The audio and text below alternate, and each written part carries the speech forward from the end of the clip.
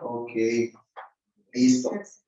Bueno, entonces, bueno.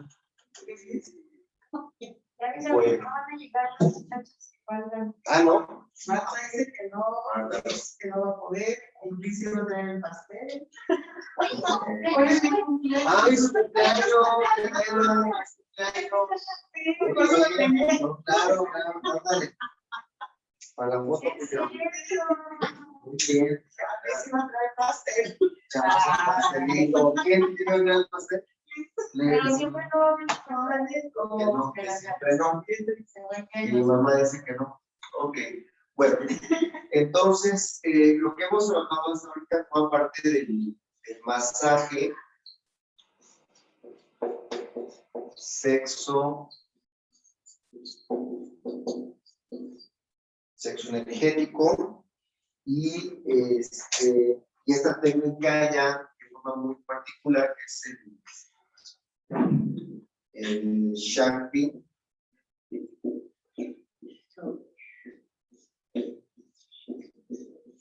Shakti Touch, ¿no? Que es lo que vamos a estar aquí exponiendo.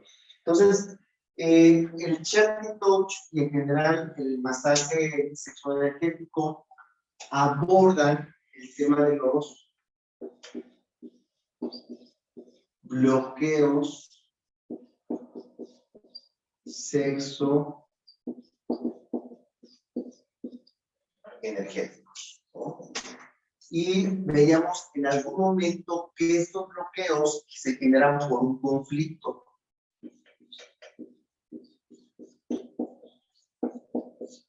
O por varios conflictos, ¿verdad? Uno de estos conflictos, hay varias posibilidades de conflicto, es por la privación del contacto, ¿no? Una cultura o una familia donde el contacto pues no es, pues no se da, donde más bien se evita el contacto, donde se evita la ternura, y eso lo podemos ver como en diferentes dispositivos, ¿no? Desde el parto, ¿no? La crianza, después ya las relaciones sociales, ¿no? El contacto va siendo muy restrictivo. Otro elemento importante, aparte de la privación, tiene que ver con la represión, que será cuando el niño o la niña, al experimentar su naciente sexualidad, su corporalidad, pues viene una intervención por parte de un representante familiar o de autoridad, y lo que hace es intentar castigar, reprender la acción de exploración, la acción de poder experimentar este placer, ¿no?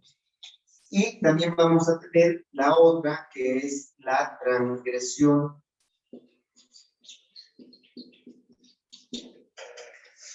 ¿No? Que es cuando en este ambiente, pues tanto de privación como de represión, pues genera ansiedad sexual, y entonces se lleva a cabo la transgresión de los límites del cuerpo y de la sexualidad, ¿no?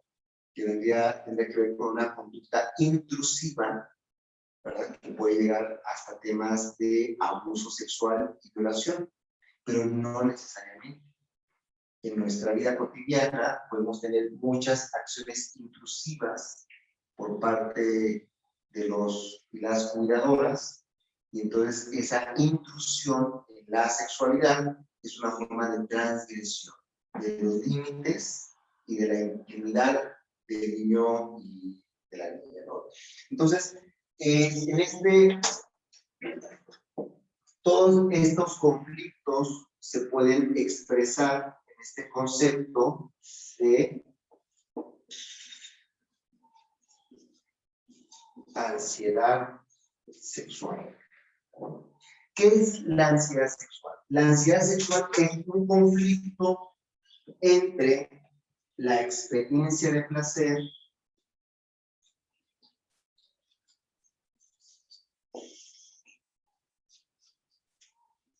y el miedo. ¿No? Básicamente, este conflicto entre la posibilidad de experimentar placer genital, pero también en todo el cuerpo, un placer sexual generalizado, se ve bloqueado por una experiencia de miedo. Llamémosle al miedo culpa, vergüenza, ¿no? Inhibición. Al final de cuentas, el miedo es una reacción contractiva, restrictiva, que impide o imposibilita la experiencia de placer. La ansiedad sexual es ese conflicto, donde es un conflicto no resuelto entre la expectativa de experimentar placer y la inhibición de ese comportamiento, ¿no? Ese conflicto, le vamos aquí a ansiedad sexual, pues genera eso que normalmente hemos denominado como una neurosis sexual, un desequilibrio dentro del sistema de la energía sexual. Entonces, ¿qué es lo que sucede con todo esto? Cuando esta experiencia de placer se da, decíamos, vamos acá,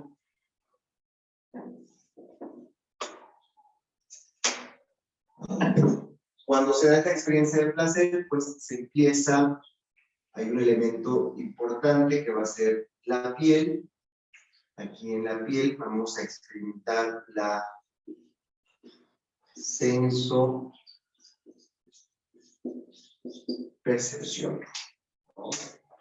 Esta sensopercepción va a generar va a estimular, va a excitar. Va a haber una excitación en el sistema nervioso, ¿no? Aquí vamos a hablar del sistema nervioso periférico a través de todas las ramificaciones nerviosas en todo nuestro cuerpo, que pasan por la médula espinal y va a llegar a un centro de placer muy importante, que es el centro de placer hipotalámico. Aquí en el centro del placer hipotalámico vamos a tener el programa de conexión. Este programa de conexión es muy importante porque este programa de conexión es donde se encuentra el apareamiento. Pero no solo eso. En el sistema de conexión también se encuentra la crianza. Ahí también se encuentra la pertenencia a una tribu, a la familia, ¿no? Aquí se encuentra también la amistad.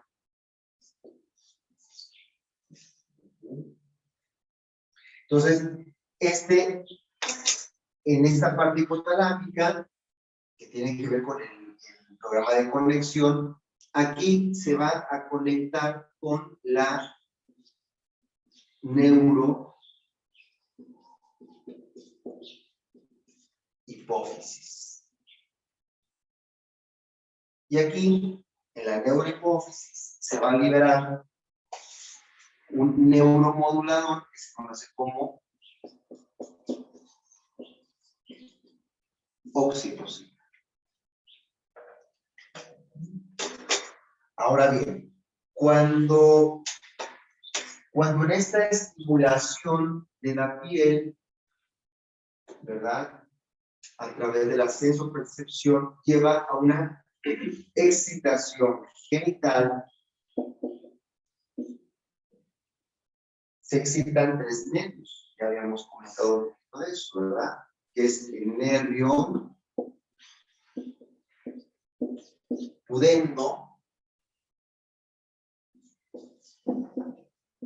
el nervio pélvico y el nervio hipogástrico. Estos nervios se van a encontrar en lo que Oriente les llama toda la zona del jara. Esta zona del jara va a ser también el origen de lo que denominan los hindúes como la energía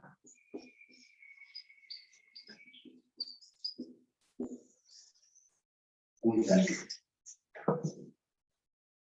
Entonces, la excitación de estos nervios, ¿verdad?, permite que a través del sistema nervioso periférico llegue al sistema nervioso central, que entre a esta zona, digamos, muy mamífera y también muy de sobrevivencia, que es la neurohipófisis, donde esta conexión hipotalámica con la neurohipófisis pues está relacionada con este tipo de comportamientos muy importantes, muy vitales, pues simplemente la reproducción, ¿no? Y entonces aquí se va a liberar la oxitocina. La oxitocina, junto con la vasopresina,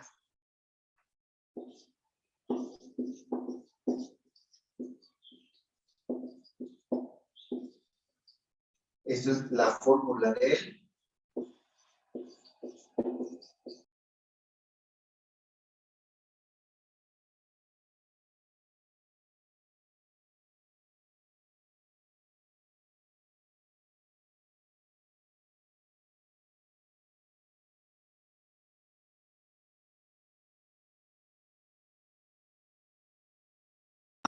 Neurobiológico, venimos dotados con este programa neurobiológico, pero el ambiente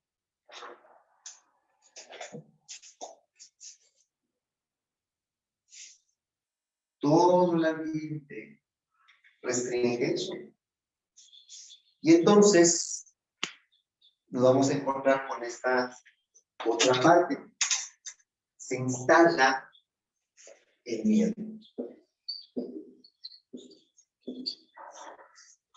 Y decíamos que el miedo lo que genera son neurotransmisores y neurohormonas antagonistas al placer.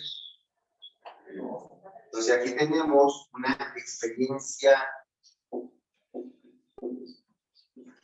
de placer versus una experiencia de miedo. Aquí nos encontramos con ese antagonismo a nivel biológico. Aquí estamos entrando en el tema de un conflicto biológico. Entonces, ¿qué sucede en el miedo? El miedo va a funcionar a partir de lo que se conoce como el eje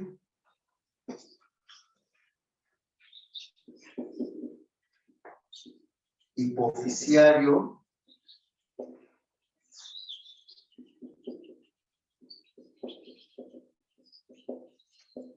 hipotalámico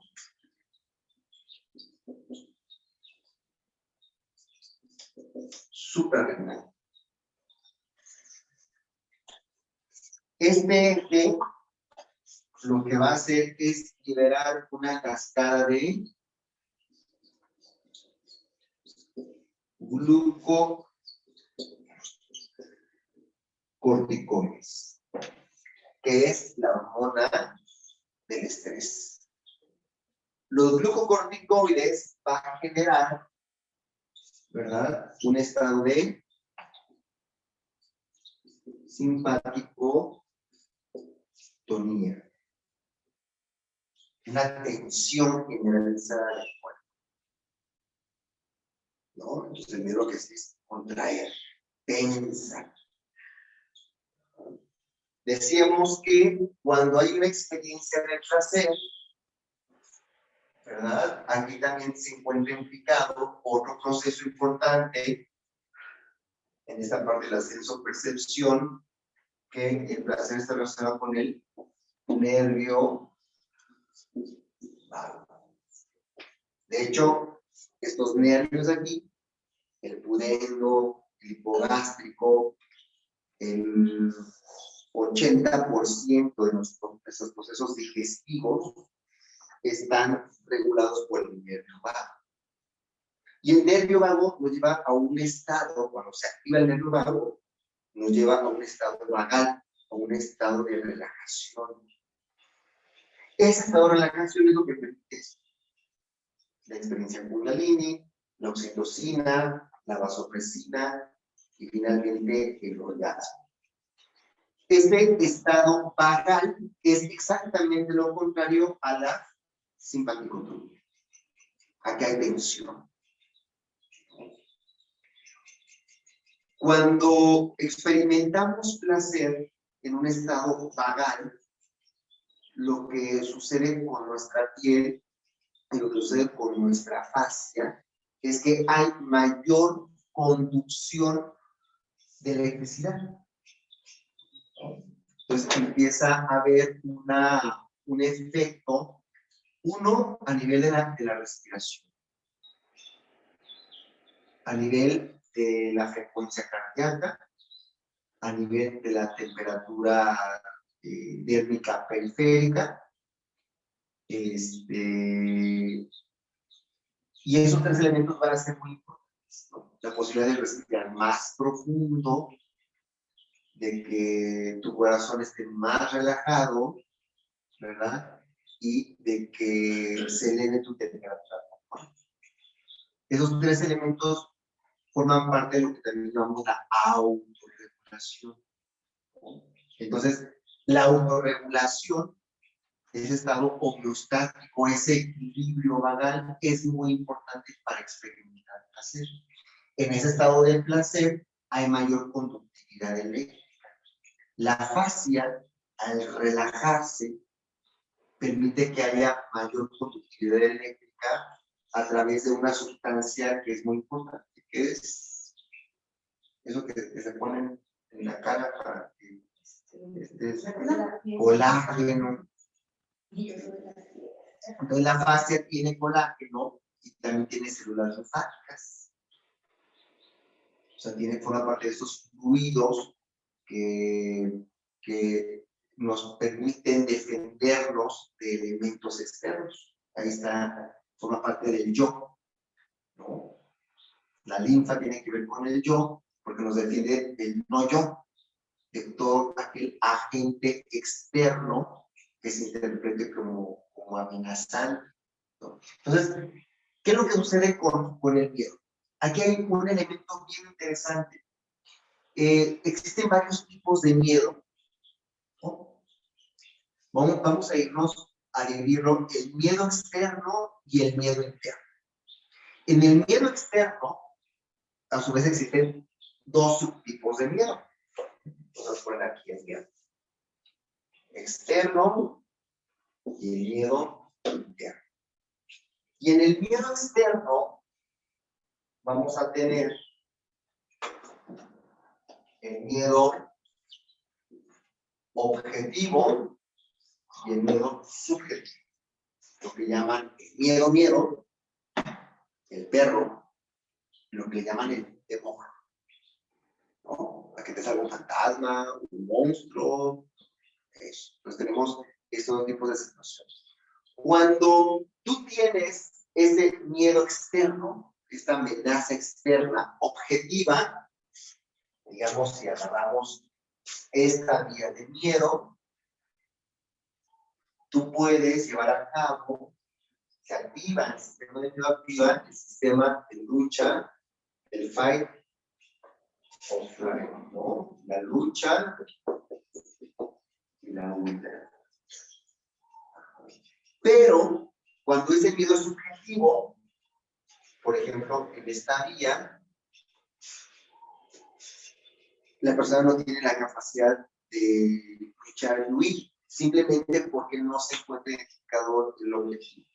De hecho, este miedo subjetivo se conecta con este miedo interno. Por ejemplo, dices, bueno, claro, yo voy a un lugar donde está oscuro. Dice, ahí hay un miedo objetivo, es el miedo a la oscuridad. Dice, sí, pero bueno, ¿qué hay detrás de la oscuridad?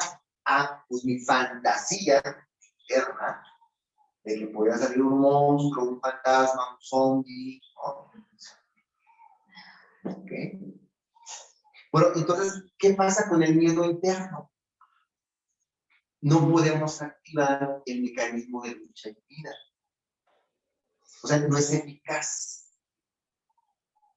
Guardamos, mientras que en la lucha y vida podemos liberar esa cascada de glucocorticoides, porque esos glucocorticoides se transforman en acción motora. Hay una transmutación, una transformación de estos neurotransmisores, de estas hormonas, y se liberan como energía motora, como movimiento. En el miedo subjetivo interno, más bien lo que se experimenta aquí, que es un gran problema, que es lo que se conoce como la parálisis, el síndrome de Medusa. Entonces, en la parálisis, la persona no tiene la capacidad de luchar y huir. Lo que la persona puede hacer en la parálisis es algo que se conoce como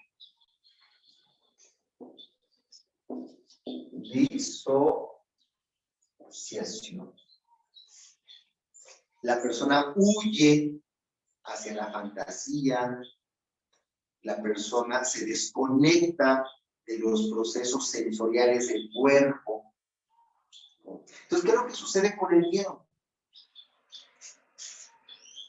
En este miedo paralizante de la disociación hay una desconexión de la sensopercepción. Ojo con esto, porque este ya es un aspecto, uno de los primeros bloqueos para, dentro de mi memoria traumática de parálisis disociativa, me desconecto de las sensaciones de mi cuerpo. Y mi cuerpo empieza a generar tensión. Pero ¿cuál es el tema con respecto al placer sexual? De que el sujeto, la persona, ya no solamente experimenta fantasías de miedo y de parálisis con respecto a la oscuridad, con respecto a una experiencia externa, sino con lo que nos vamos a encontrar acá, con eso que tiene que ver con la ansiedad sexual, es que el propio cuerpo se experimenta como una amenaza. Y eso lo cambia todo. ¿Por qué? Porque entonces, aquí vamos a irnos como al mapa del bloqueo, ¿verdad? Nosotros tenemos un estímulo que genera una activación nerviosa como excitación.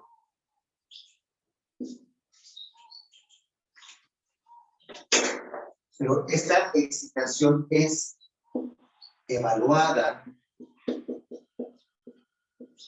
inconscientemente por nuestro cuerpo como una amenaza. ¿Quién hace eso?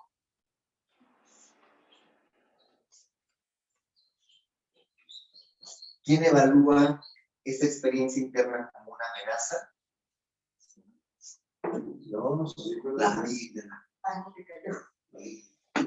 La amígdala cerebral. La amígdala cerebral. Entonces, la amígdala cerebral activa, frente a esta experiencia de excitación, activa un bloqueo, que es el eje hipotalámico, hipofisiario, suprarrenal. Ahora, este bloqueo hipotalámico, hipofisiario, suprarrenal, a nivel muscular se va a experimentar en el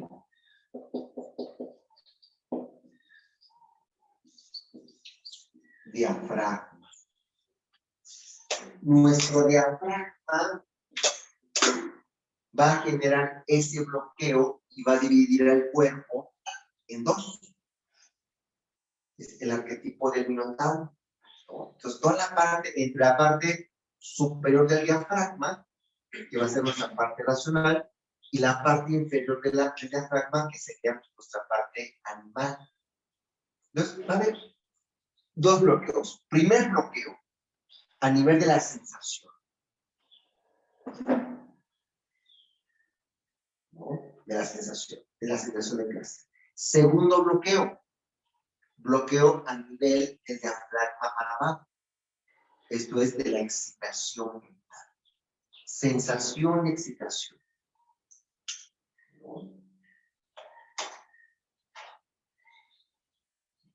Entonces, claro, en el momento en que se lleva a cabo este bloqueo, se interrumpe el proceso del orgasmo.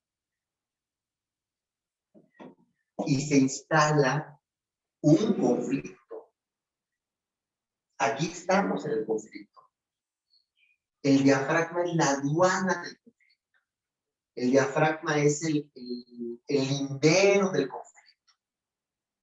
Entre las sensaciones nerviosas periféricas que buscan estimular los centros hipotalámicos de conexión y los centros mamíferos de placer versus, ¿verdad?, un sistema de alarma, de defensa y de miedo que lo que hace es bloquear esa experiencia. Nos coloca en un nivel de sobrevivencia. Entonces, nosotros tenemos a nivel, digamos, ya del proceso terapéutico,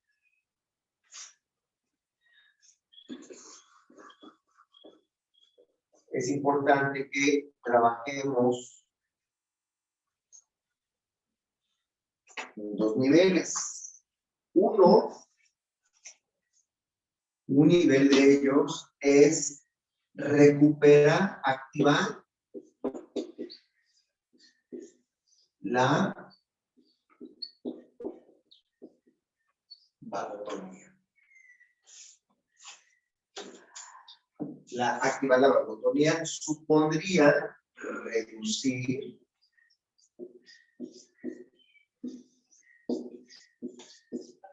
el miedo. Esa es una de las primeras tareas importantes. Yo creo que mucho de las terapias, de las psicoterapias sexuales, fallan en este aspecto. Porque no saben cómo relajar el cuerpo. Utilizan medios mentales para relajar un medio fisiológico, ¿no? Que en cierto aspecto está bien, pero es parcial.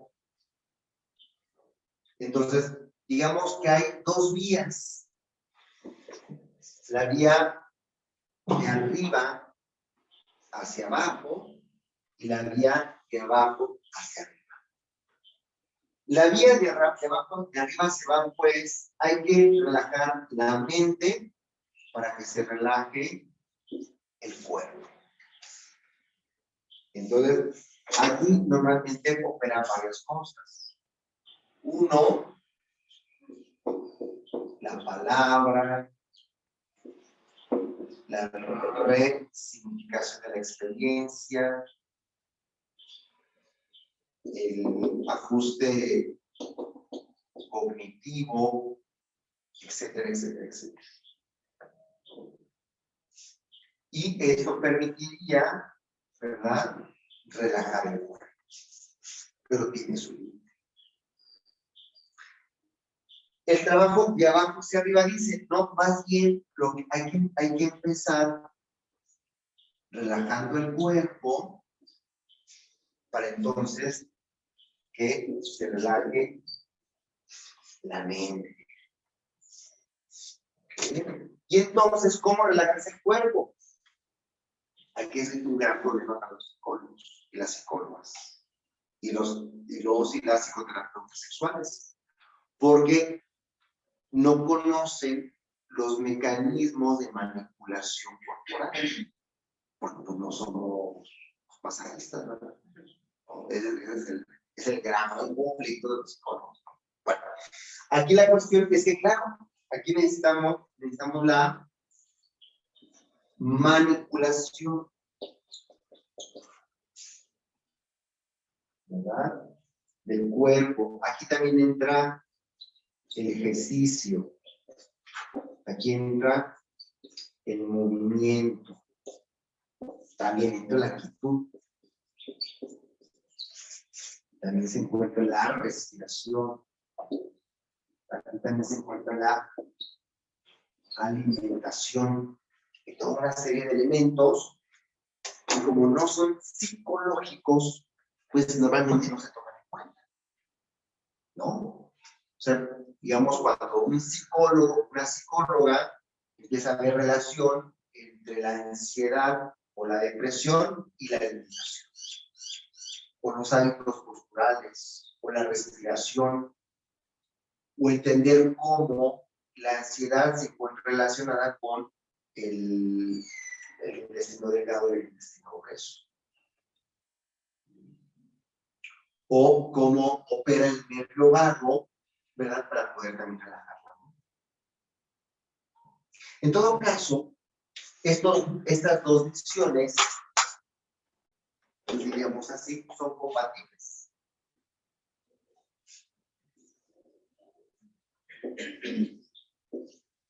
Eso es lo que llamamos el aspecto psicocorporal. El trabajo de arriba a abajo y también el trabajo de abajo arriba. Hay que saber trabajar con la palabra, la resignificación, el ajuste cognitivo, las falsas creencias, la evaluación del medio. Pero también es importante la autorregulación. Y dentro de esta autorregulación va a ser muy importante la manipulación del tejido, de las fascias, de las vísceras, de los tendones. Vamos a ver aquí también que entraría otro elemento que es el aspecto energético, que ahorita no estoy visualizándolo aquí, pero que es lo que trabajamos también acá.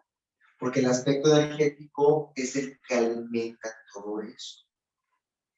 Ahorita vamos a entrar con ese tema de la visión funcional. ¿No?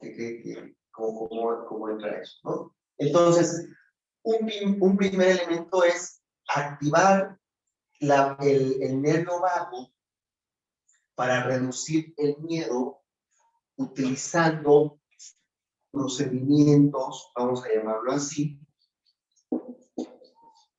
mecánicos.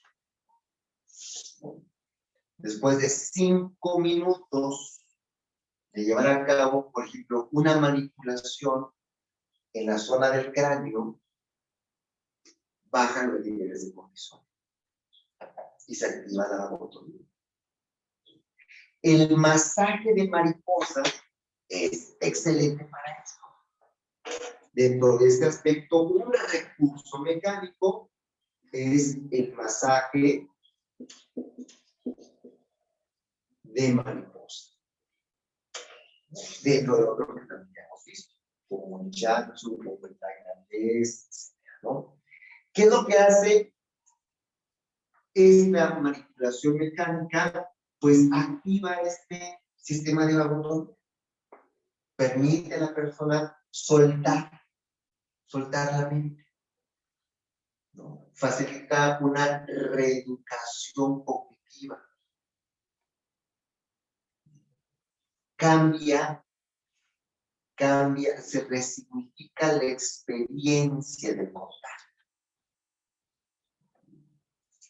Y segundo elemento, entonces, es activar la vagotonía, y dos, es la rehabilitación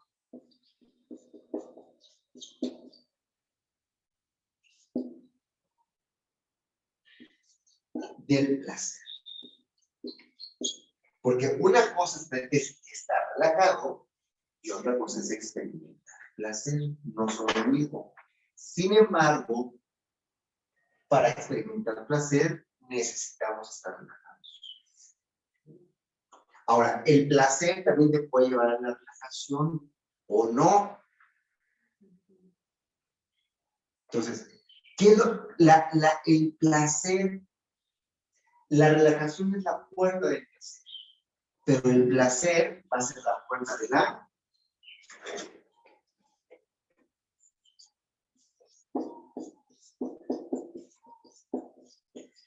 excitación.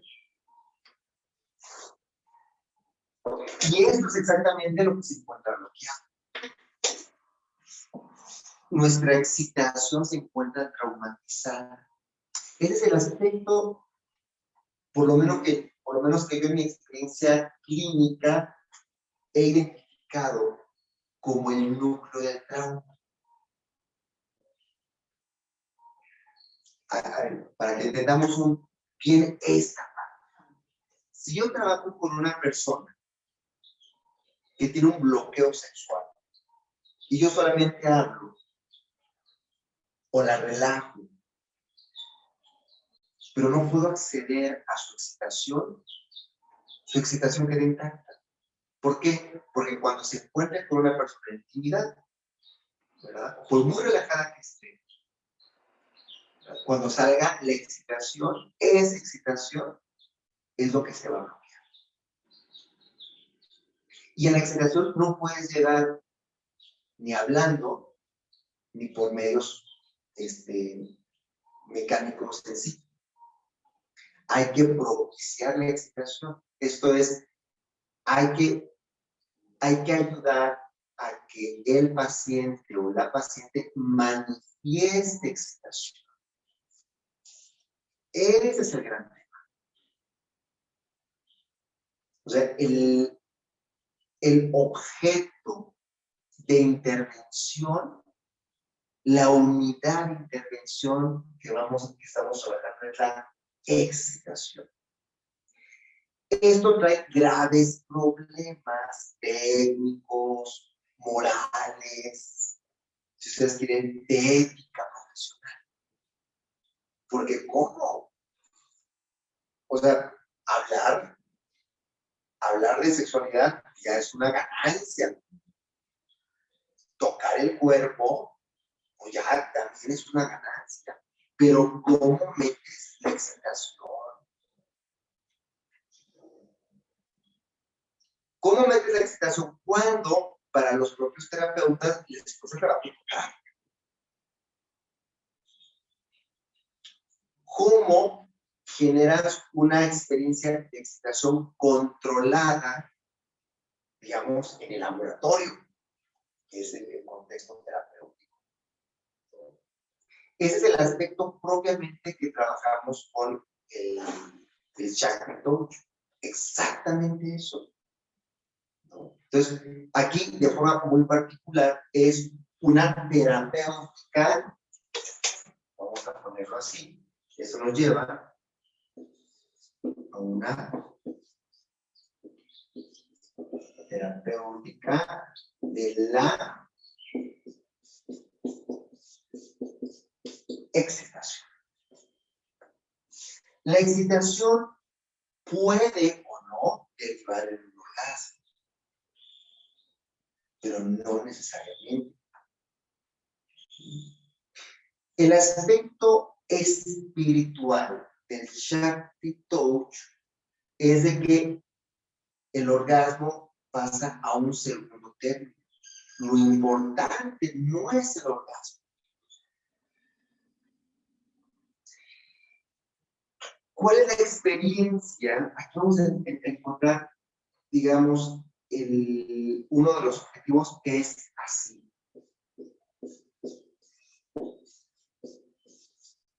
El éxtasis.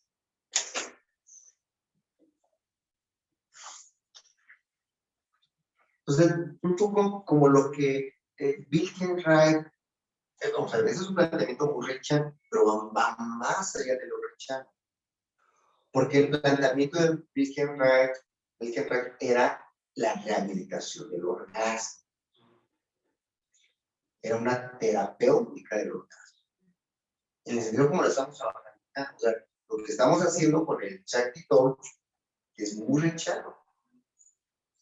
Porque no es solamente trabajar con la mente y el cuerpo y el movimiento y la respiración, sino es cómo llegamos al tema de la respiración. Ese es uno de los grandes temas. ¿Cómo abordar la excitación en la consulta? ¿Cómo abordar la excitación en el laboratorio? Sin caer pues, en la prostitución, en la pornografía, en lo que tú quieras, ¿no? Entonces, el método del Shakti Coach nos permite proporcionar ese cuadro, ese ambiente, esa formación del terapeuta que permite abordar la situación desde una perspectiva ética, sin evadir, pero tampoco sin transgredir. Nos permite meter la excitación en el contexto terapéutico sin abusar. A mí me surgió una duda, Miguel. Por ejemplo, cuando las personas dicen es que yo no puedo llegar a excitarme si no es a través del dolor. O sea, como hay qué onda, pues, o sea, entiendo que son personas masoquistas, pero no sé, como que me surgió esa duda. ¿Cómo rehabilitar eso, pues? Igual. Sí, porque fíjate que el tema, bueno,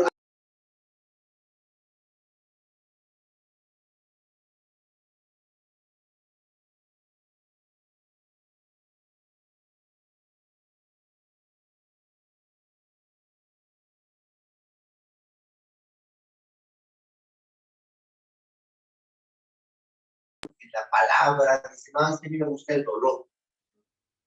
No, el dolor es el efecto secundario. La expectativa del dolor es el castigo. Donde experimentan, digamos, excitación es en la fantasía del castigo.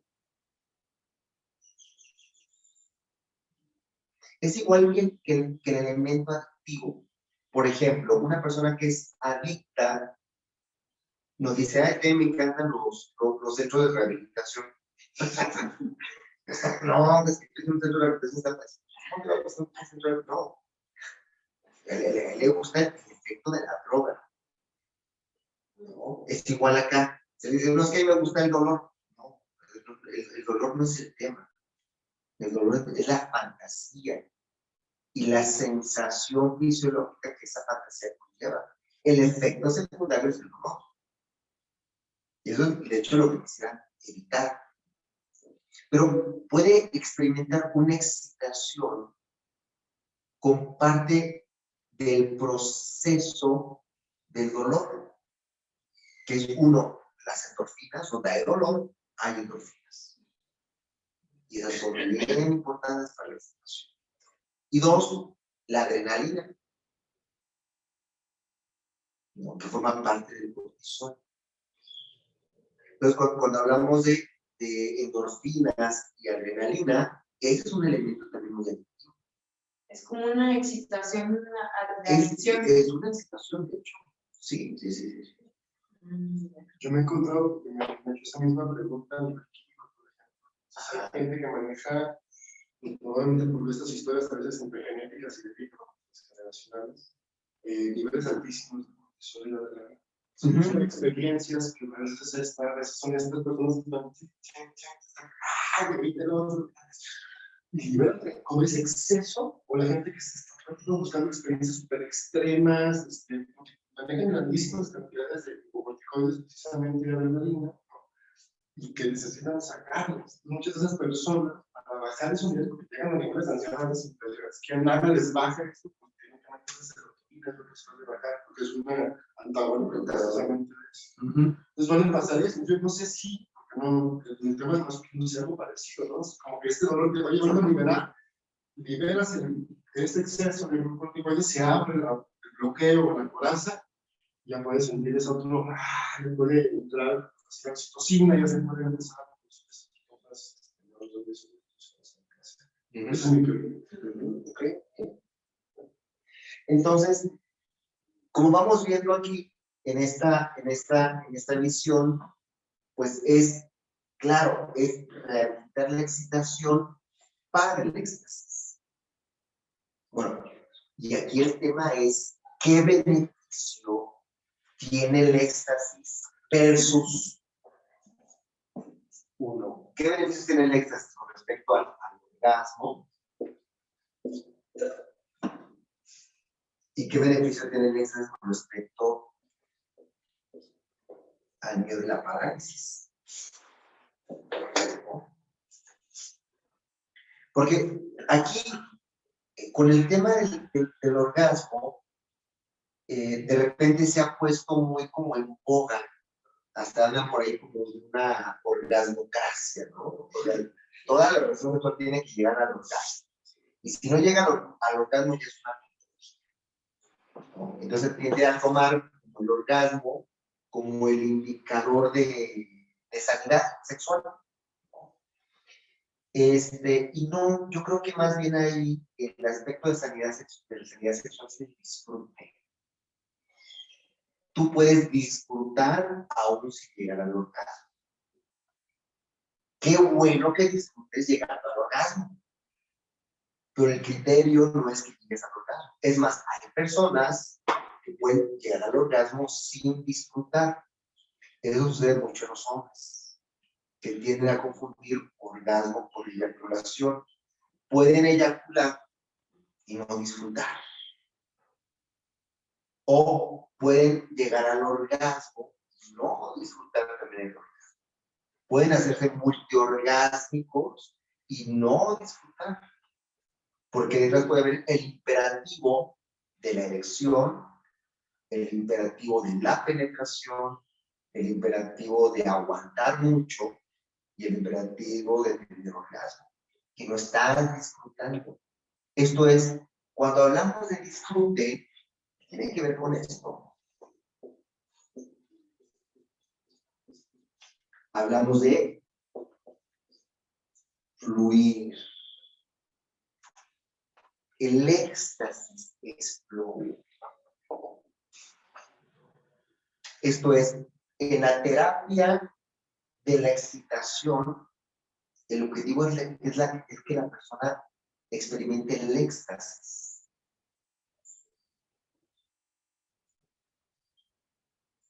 Entonces, la pregunta es, ¿pero entonces qué es el éxtasis? ¿No? El éxtasis es esta experiencia de fundirte, esa experiencia oceánica de sentirte conectado con todo. Es una forma de salud espiritual, ¿no? Cuando sientes que perteneces, cuando te sientes conectado o conectada. Por ejemplo, cuando tú te fundes sexualmente con otra persona, ahí experimentas el éxtasis, en esa fusión, ¿no? Cuando tú tienes una experiencia cumbre en tu vida, ¿verdad? También experimentas esa fusión, ese sentirte parte con el todo, esa experiencia de fluir. Por ejemplo, muchas personas entran en éxtasis deportivos, correr, o danzar, o jugar al golf, o jugar tenis, o hacer un triatlón, o la escalada. ¿No? Entran en un éxtasis, entran en un flow, simplemente lo hacen. ¿No? Hace poco estaba viendo unos videos de Bruce Lee, donde empieza a jugar ping pong, pero con chacos. Está haciendo chacos, está con los chacos y empieza a jugar ping pong con los chacos. Dice, iba en 4, sé como el agua. Y después empieza jugando con uno y después juega con dos. Y está jugando ping pong, pero con los chacos. Y con dos enfrente, ¿no? Y él está fluyendo.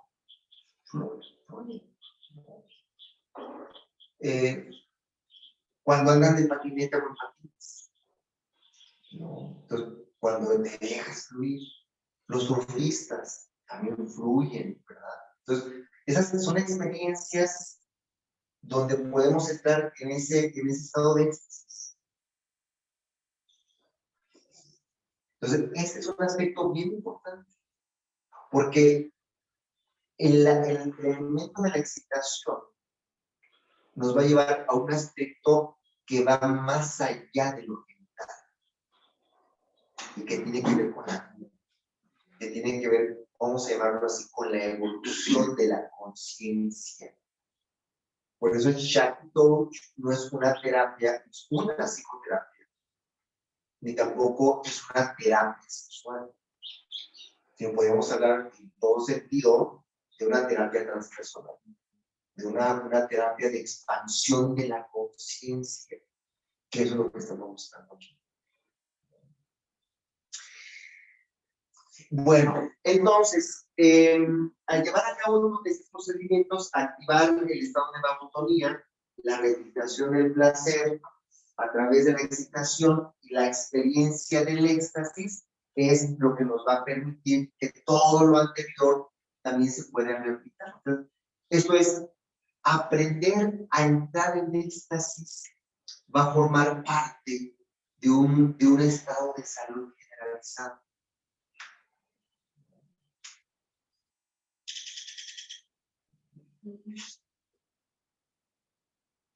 Ahora, aquí vamos a entrar a otro tema que es sobre la perspectiva funcional.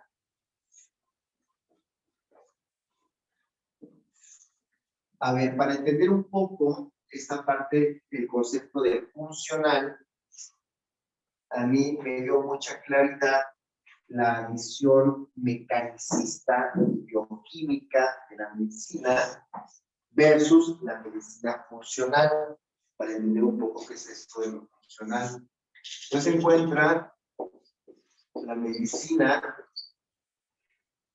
¿verdad? Dentro del paradigma mecanicista,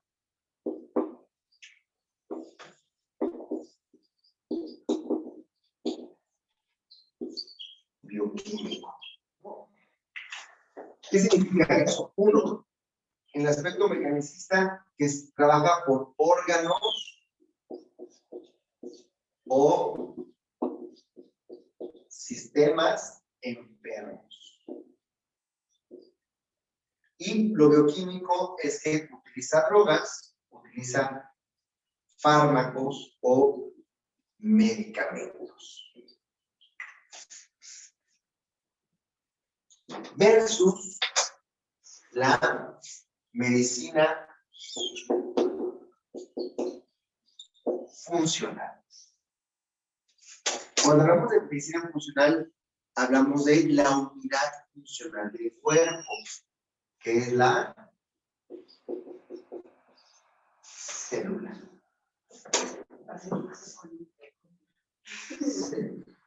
Entonces, ¿cuál es la diferencia? Mientras que la medicina mecanicista dice, claro que en el cuerpo existen órganos y sistemas. Yo soy especialista en corazón, tú eres especialista en cerebro, tú eres especialista en riñones, tú eres especialista en tal patología. Y para tal patología existe un medicamento basado en una fórmula química diseñada en laboratorio, que permite paliar o reducir considerablemente los síntomas que se presentan con esa afección o con ese enfermedad. La medicina funcional dice, nosotros no trabajamos con órganos y sistemas, porque en todos estos órganos y sistemas, toda enfermedad tiene que ver con una disfunción celular. Entonces, como hablamos de disfunción celular, aquí hablamos de alimentación. Hablamos de descompensación de los nutrientes, de los elementos que alimentan a la célula. Oye, Miguel, incluso eso también tendría que ver con las estructuras características. Exactamente, vamos a ver eso. Entonces, cuando aquí vemos la medicina funcional, dice, bueno, es que mientras que la medicina mecanicista lo que tiende a hacer es adquirir el cuerpo, ¿no? La medicina funcional trabaja con todo el cuerpo, porque trabaja con la unidad funcional de todo el cuerpo, que es la célula. Y las células se encuentran en todo el cuerpo. Entonces, la visión de la medicina funcional es de que la persona que está enferma, aparentemente de un órgano, no está enferma de un órgano, está enferma en todo su sistema celular. La enfermedad se presenta a nivel de síntoma en un órgano. ¿Por qué en un órgano y no en otro órgano? Aquí vamos a otro concepto de funcional. Por la función de ese órgano. ¿Qué significa? Que en esta disfunción celular, claro, pues entonces, ¿por qué no se presentan todas las células de todo el cuerpo? ¿Por qué en ciertos órganos? Ah, porque ese órgano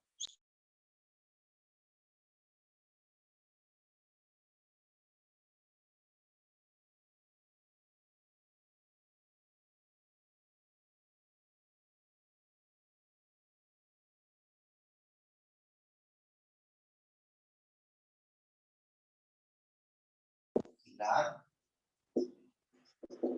fisiología. Dice, forma es función. La forma de las manos permite esta función. La forma de las manos permite esta función. La forma de las manos permite esta función. Esta función no la tiene todos.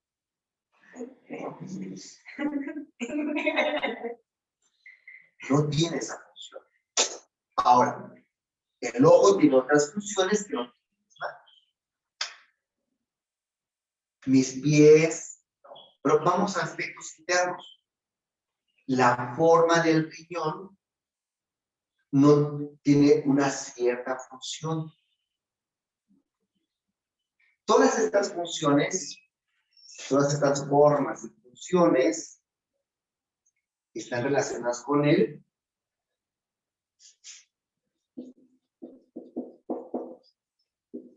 ecosistema. ¿Por qué? Porque estas formas y estas funciones buscan dos elementos. Uno, la adaptación y la sobrevivencia. Entonces, claro, si aquí hay alteración en el medio externo, va a haber una alteración también del medio interno, pero no en todo el medio interno. Esa alteración va a tender a elegir, vamos a llamarlo así, elegir una forma y una función. ¿Por qué? Porque esa forma y esa función es la que va a salir a buscar la homeostasis para llevar a cabo la adaptación y la sobrevivencia. Ese elemento, ese órgano, es el que se va a ver afectado.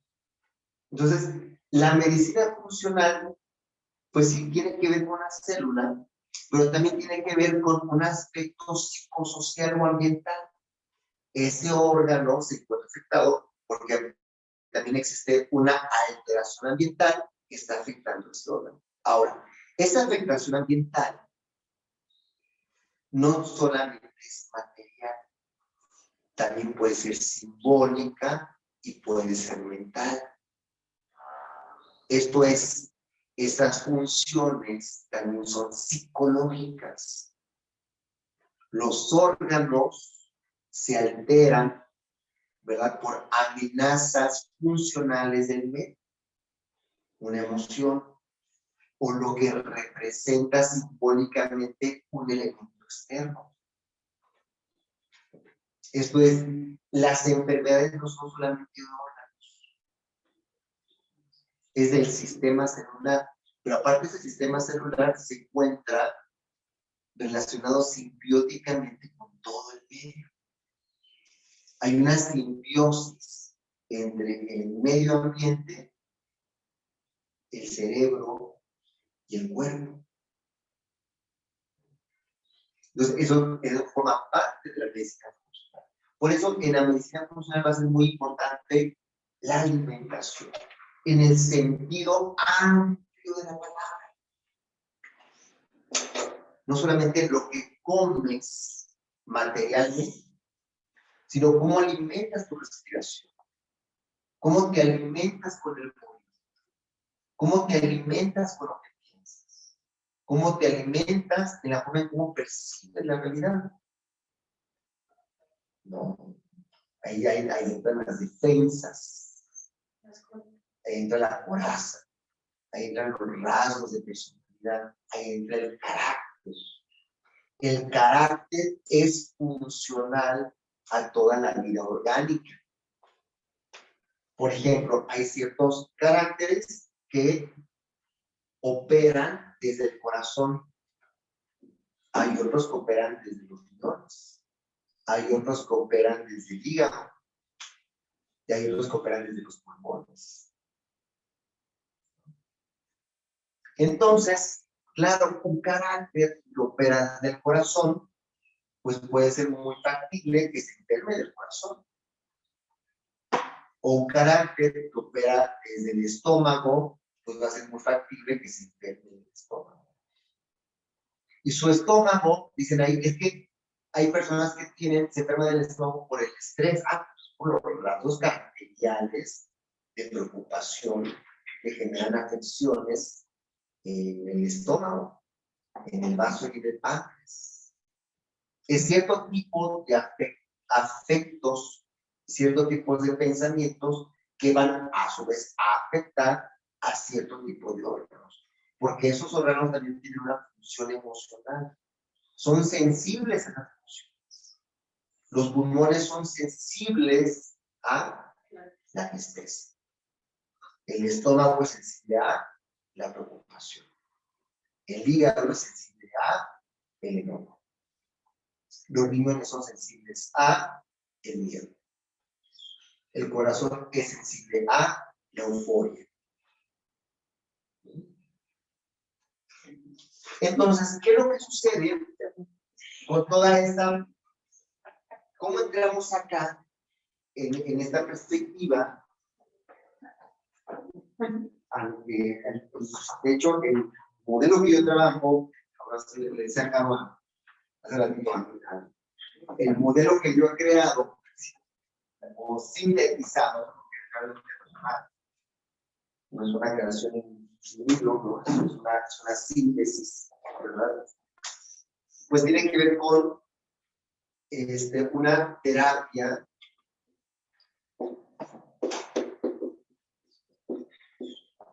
funcional. Y aquí, cuando hablamos de la terapia funcional,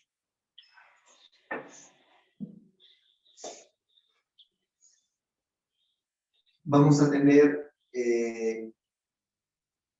básicamente el modelo Recha, ¿no?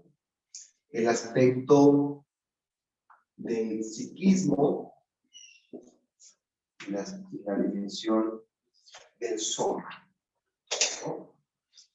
Y Reich va a decir que existe una identidad funcional, llevando, dice esta palabra, identidad, ¿entre qué y qué? Entre la defensa psíquica y la coraza muscular. Esto es, aquí va a estar la célula, la unidad funcional, aquí va a ser la célula, y acá en el psiquismo, ¿cuál sería la unidad funcional? Aquí podría ser, bueno, vamos a ponerle así, la idea. Algunos podemos plantear el deseo, pero también tiene que ver con el deseo.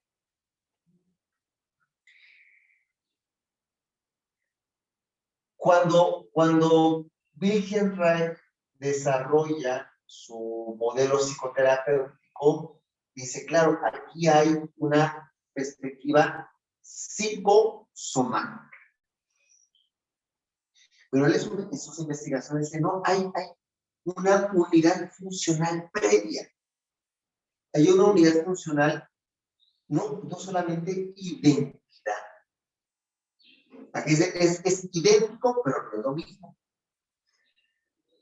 ¿No? Es como las farmacias cínicas, ¿no? ¿Cómo es? No es igual, no es idéntico, pero es igual, o algo así. No es lo mismo. No es lo mismo, pero es igual, ¿no? Entonces, él pasa de esta visión de identidad funcional al concepto de unidad. Fíjense la diferencia de unidad funcional.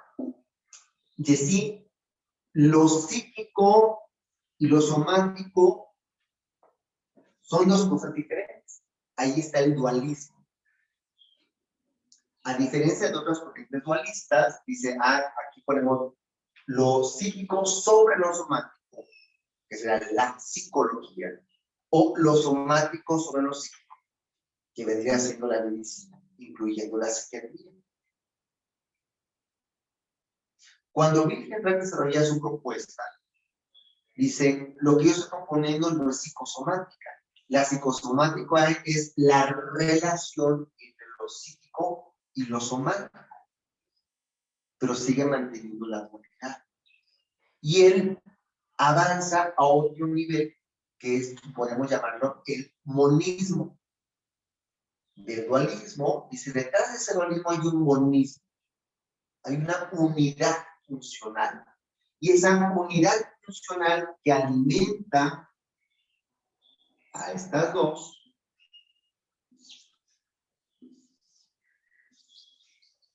es la energía.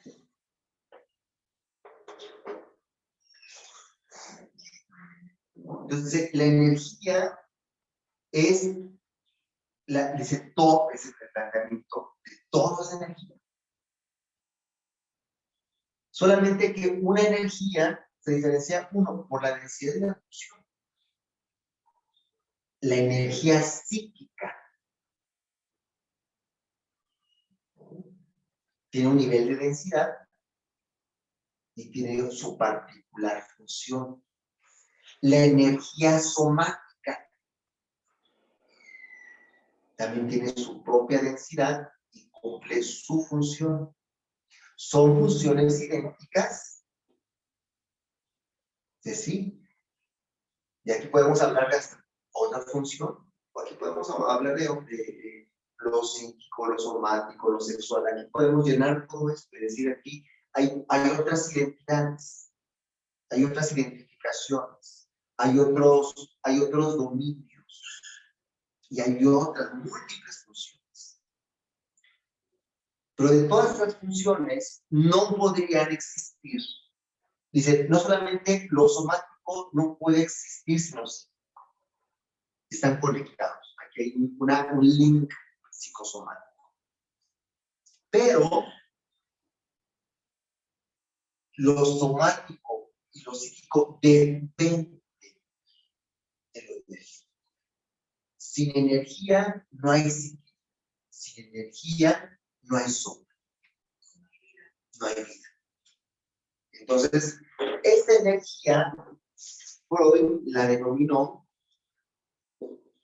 líbido o libido.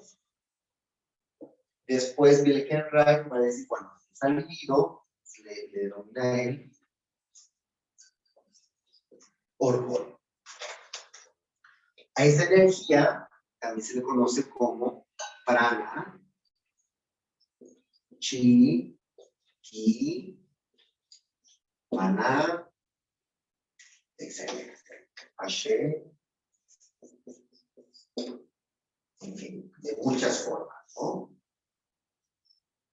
Y entonces va a decir igual que en la medicina funcional. Mientras que en la psicología tratamos trastornos específicos, diferenciamos depresión, ansiedad, etcétera, ¿verdad? Acá decimos, bueno, en esta perspectiva, en esta terapia funcional energética y en lo psicocorporal, aquí están los psicocorporales. Y aquí se encuentran las terapias energéticas. En lo psicocorporal, como hay dualismo, el dualismo supone división y división y división y división. A su vez, hay un dualismo psíquico. A su vez, hay un dualismo somático. Dentro de este dualismo psíquico, hay otro dualismo y otro dualismo y otro dualismo. Se llevan a cabo ramificaciones dualistas, ¿verdad? De aquí surgen dos. De estas surgen dos, de estas surgen dos, de estas surgen dos, de estas surgen dos,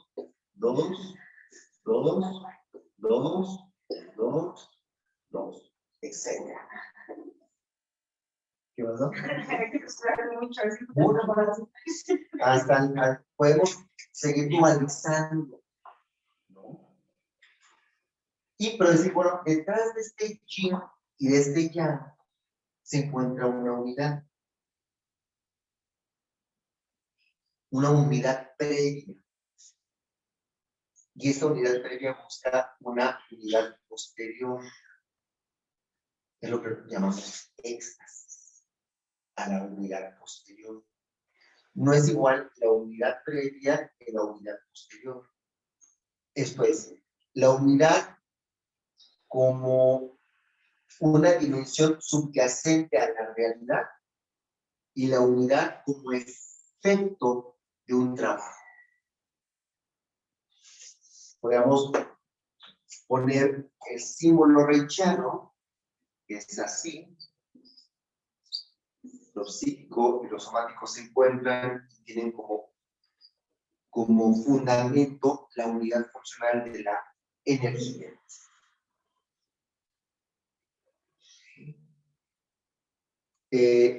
Esta energía, pues no es energía ni calorífica, no es energía eléctrica, es otro tipo de energía, es energía. Bueno, esto lo cambia todo, vital.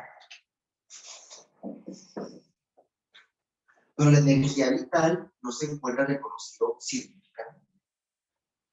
Para la ciencia, la energía vital no existe.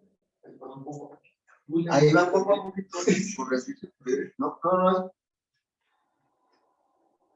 Por eso, trabajar en este nivel es trabajar en lo que ellos llaman el campo de las pseudociencias. Porque claro, si tú aceptas la existencia de la energía vital, tendrás que aceptar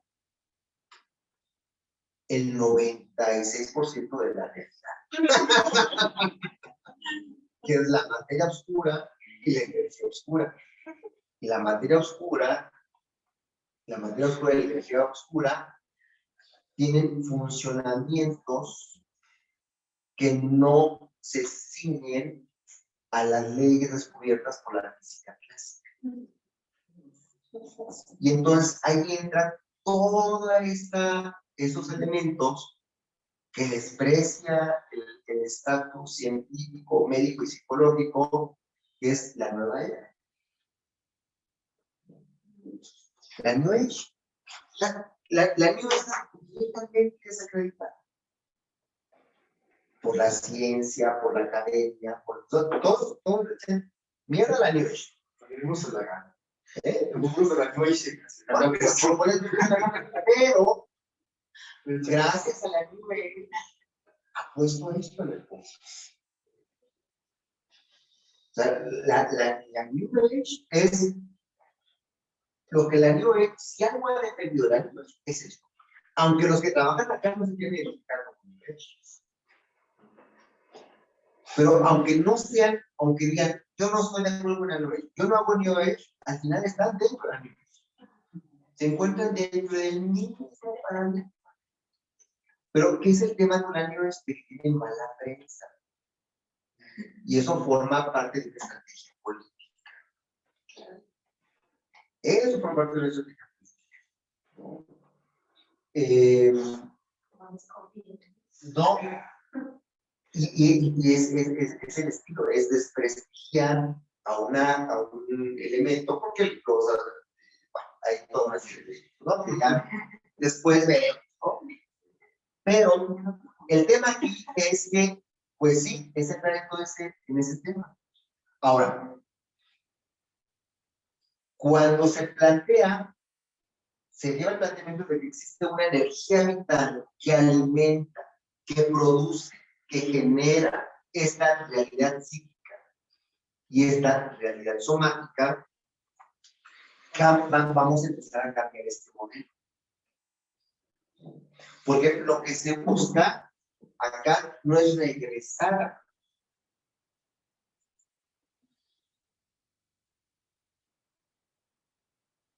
Lo que se busca acá es evolucionar acá.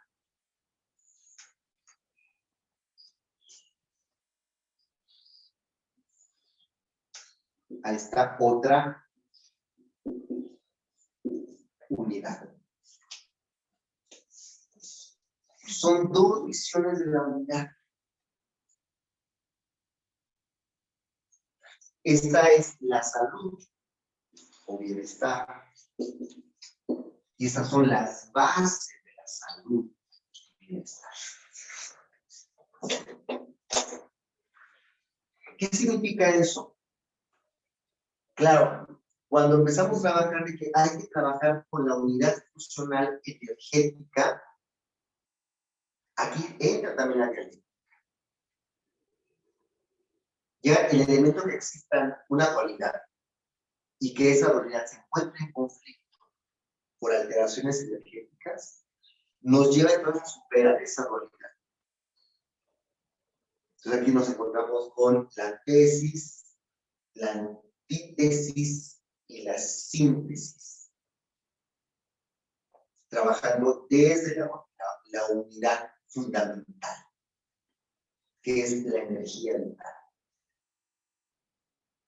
Entonces, con lo que estamos trabajando, yo les decía la vez anterior, con el toque Shakti, no es solamente una técnica fisiológica. Estamos trabajando con la energía, pero no podemos trabajar con la energía en sí. Para trabajar con la energía en sí, tenemos que trabajar en un laboratorio, tenemos que estar en el CERN, con esos los aceleradores de partículas, ¿no? Entonces ahí podríamos trabajar con la energía, con las partículas de energía. Entonces, la forma en cómo trabajamos con la energía es lo que se llaman los campos. Esto genera, este campo genera este campo y genera este cambio. Y genera este cambio. El trabajo sobre estos campos, ¿verdad? Puede generar otro cambio.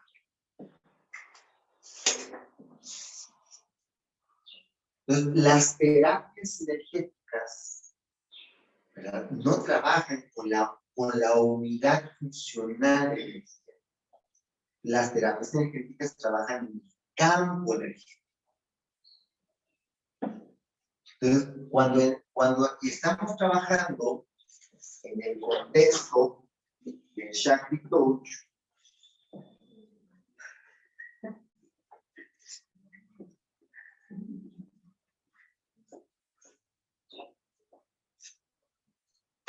trabajamos en la dimensión de los campos.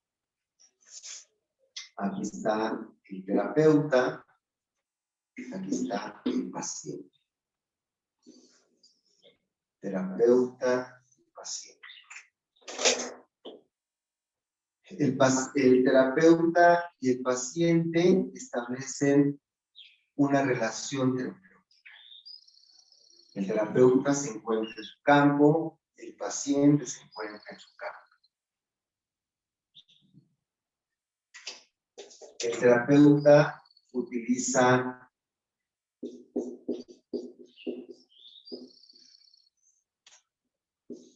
técnicas para trabajar con el paciente. En esas técnicas, ¿verdad? Entonces el terapeuta genera un cambio. Esta técnica, que tiene que ver con el trance, que es lo que hemos venido trabajando, permite que el paciente en el trance genere otro campo. En este campo trae a colación las memorias, ¿verdad? Implícitas, las memorias explícitas, trae las defensas, las heridas, los traumas.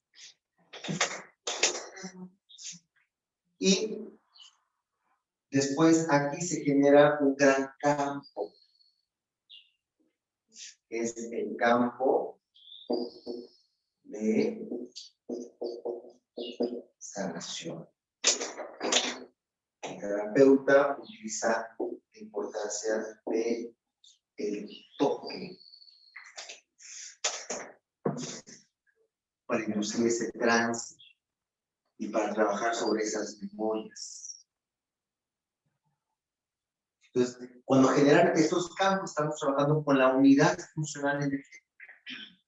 No para regresar a la unidad funcional, sino para llevar a cabo este proceso dialéctico, para superar el conflicto en una nueva síntesis. Ese campo de síntesis es lo que llamamos también sanación. Es una solución que va más allá, una solución que genera un nuevo nivel. ¿No? Ese nuevo nivel es lo que llamamos también expansión de la conciencia. Bueno, ya. Hasta aquí. ¿Dudas, preguntas, comentarios sobre esto? No sé si esto también permite un poquito de tener más claridad, por lo menos gráfica, de la técnica, de lo que hemos hecho hasta ahorita. Por eso el chatito.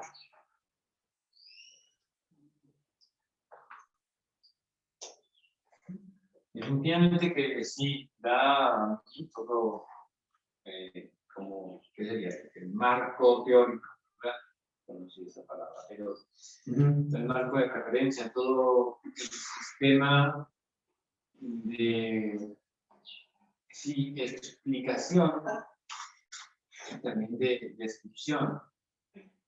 Digo eso en el sentido de la referencia, de las cuestiones cualitativas y las cuestiones cuantitativas, ¿no? Y